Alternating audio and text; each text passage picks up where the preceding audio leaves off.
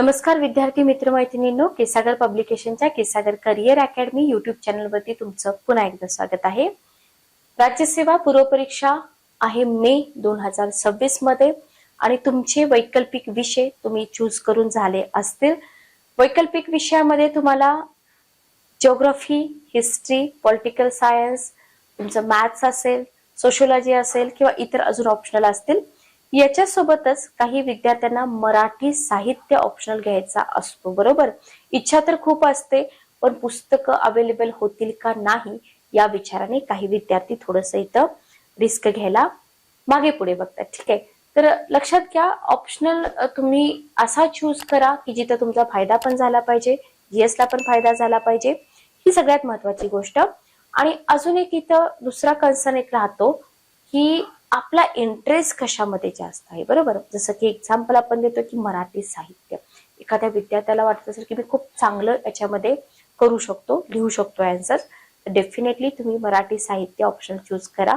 कारण केसागर पब्लिकेशनची जी पुस्तकं आहेत लवकरात लवकर प्रकाशित होत आहेत आणि त्यासाठीच आज आपण इथं हे सेशन कंडक्ट करत आहोत, ठीक आहे। चॅनलवरती नवीन असाल तर चॅनलला सबस्क्राईब करा, बेल नोटिफिकेशन ऑन करा, म्हणजे लेक्चरच्या नोटिफिकेशन तुमच्यापर्यंत पोहोचतील। डिस्क्रिप्शन बॉक्समध्ये प्रत्येक पुस्तकाच्या लिंक दिलेल्या असतात, त्या लिंकवरून क्लिक करून तुम्ही डायरेक्ट पुस्तकं परचेस करू शकता। अमेझॉन, फ्लिपकार्ट वरती पुस्तकं अवेलेबल आहेत। तुमच्या सिटीमध्ये मोठे प्रमुख पुस्तक विक्रेते असतील तर त्यांच्याकडे देखील आपली पुस्तकं मिळतील। आणि पुण्यात असाल तर केसागर बुक हाऊसला भेट देऊन पुस्तक परचेस तुम्ही करू शकता। याच्या आधी आपण राज्यसेवा पूर्व आणि मुख्य परीक्षेचा सिलेबस डिटेलमध्ये इथं डिकोड करून दिलेला आहे। आज आपण इथं बघतोय वैकल्पिक विषय मराठी साहित्य, वैकल्पिक विषय मराठी साहित्य, ठीक आहे, ओके। ज्या विद्यार्थ्यांनी वैकल्पिक विषय मराठी साहित्य निवडलेला असेल तर याच्यामध्ये तुम्ही सिलेबस आपण अगोदर बघूया। बघा, पेपर 1 जो आहे ज्याचा कोड आहे 1037, याच्यामधला भाग अ जो तुमचा येतो त्याच्यामध्ये तुम्हाला भाषा आणि लोकसाहित्य भाषा आणि लोकसाहित्य याचा अभ्यास करायचा आहे, ठीक आहे, ओके। भाषेचे स्वरूप आणि कार्य, आता इथं तुम्ही लक्षात घ्या, जेव्हा तुम्ही स्टार्ट करताय तर सुरुवातीला तुम्ही आधी भाषा आणि लोकसाहित्य म्हणजे काय याची सगळी इन्फॉर्मेशन अभ्यासायला पाहिजे, बरोबर, सिंपल आहे। त्याच्यानंतर तुम्ही भाषेचं स्वरूप आणि कार्य, स्पेशली आपण मराठी साहित्य म्हणतोय तर मराठीच्या संदर्भामध्ये भाषेचं स्वरूप आणि कार्य काय आहे, ओके। भाषा एक संकेत प्रणाली ज्याच्यामध्ये तुम्हाला भाषा आणि भाषण, पायाभूत कार्य, काव्यात्मक भाषा, प्रमाण भाषा आणि बोली भाषा, सामाजिक परिमाणानुसार भाषिक वैविध्य, ओके। 13व्या शतकातील आणि 17व्या शतकातील मराठीची भाषिक वैशिष्ट्ये, ठीक आहे, ओके। हा सगळा भाग तुम्हाला इथं अभ्यासावा लागतो। त्याच्यानंतर आहे ब पार्ट मध्ये तुम्हाला मराठीच्या बोली भाषा, अहिराणी, वराडी आणि डांगी, ओके, अहिराणी, वराडी आणि डांगी।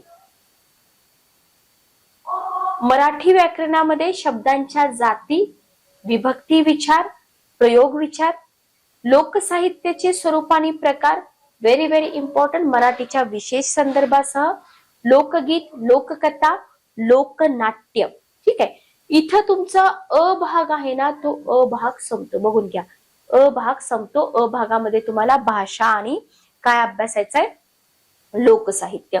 ब भागामध्ये तुम्हाला साहित्य आणि साहित्य समीक्षेचा इतिहास अभ्यासायचा आहे। का अभ्यासायचा आहे, साहित्य आणि साहित्य समीक्षेचा इतिहास। मराठी साहित्याचा इतिहास काय आहे तो तुम्हाला इथं अभ्यासायचा आहे, मराठी साहित्याचा इतिहास। इसवी सन 1818च्या प्रारंभापासून तुम्हाला काही मुद्दे दिलेले आहेत सिलेबस मध्ये, त्या मुद्द्यांचा विशेष संदर्भ घेऊन अभ्यास करायचा आहे। जसं की महानुभाव लेखक, वारकरी कवी, पंडित कवी, शाहीर, बखर साहित्य, ओके, हे तुम्हाला इथं अभ्यासायचं आहे। 1850 ते 1990 इथे तुम्हाला प्रमुख वाङ्मय प्रकाराच्या वाटचालीच्या विशेष संदर्भामध्ये काव्य, कथातम साहित्य, याच्यामध्ये कादंबरी आणि लघुकथा, नाट्य, मुख्य साहित्यिक प्रवाह आणि चळवळी, स्वच्छंदतावादी, वास्तववादी, आधुनिकतावादी, दलित, ग्रामीण आणि स्त्रीवादी. ठीक आहे, ओके. तर मराठी साहित्य इतिहास जर तुम्ही इथे अभ्यासताय तर इथे तुम्हाला सगळे प्रकार दिलेले आहेत. ते प्रकार तुम्हाला इथे व्यवस्थित अभ्यासायचे आहेत.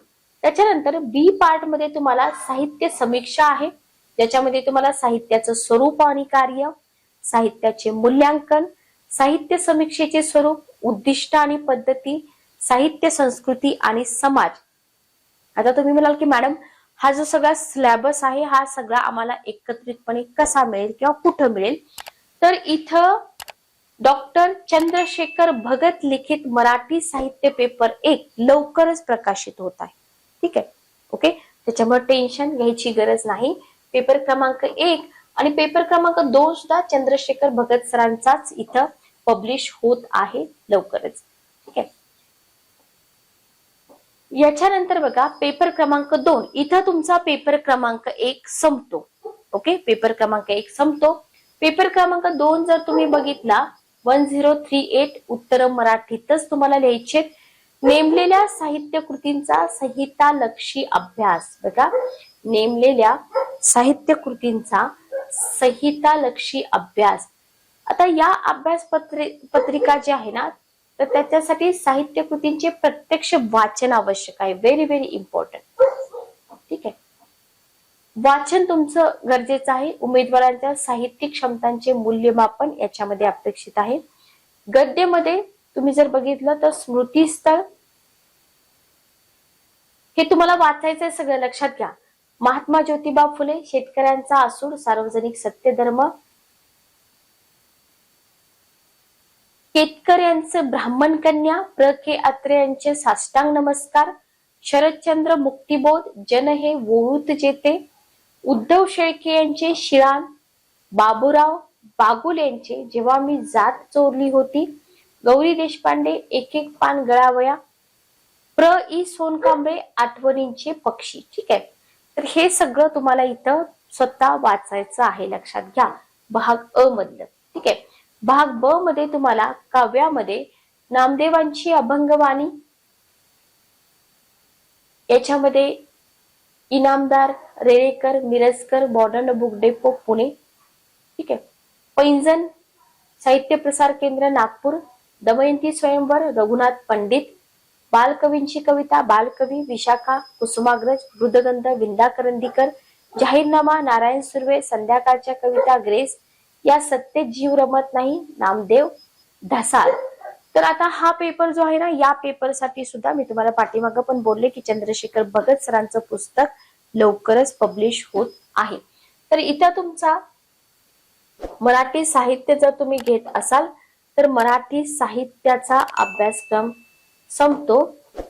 पुस्तक तुम्हाला 2 इथं सांगितलेली आहेत आणि जी पुस्तकं तुम्हाला स्वतः वाचायची आहेत त्याची लिस्ट पण इथं दिलेली आहे. ठीक आहे, तर चॅनलवरती नवीन असाल तर चॅनलला सबस्क्राईब करा, बेल नोटिफिकेशन ऑन करा, लेक्चरच्या नोटिफिकेशन तुम्हाला मिळतील. आणि आपला केससागर पब्लिकेशनचा टेलिग्राम चॅनल आहे तो पण जॉईन करा, म्हणजे पुस्तकं प्रकाशित झाली की तुम्हाला तिथे लगेच समजून जाईल. काही अडचणी असतील तर कमेंट बॉक्समध्ये तुम्ही विचारू शकता. भेटूया नेक्स्ट सेशन मध्ये. Good day.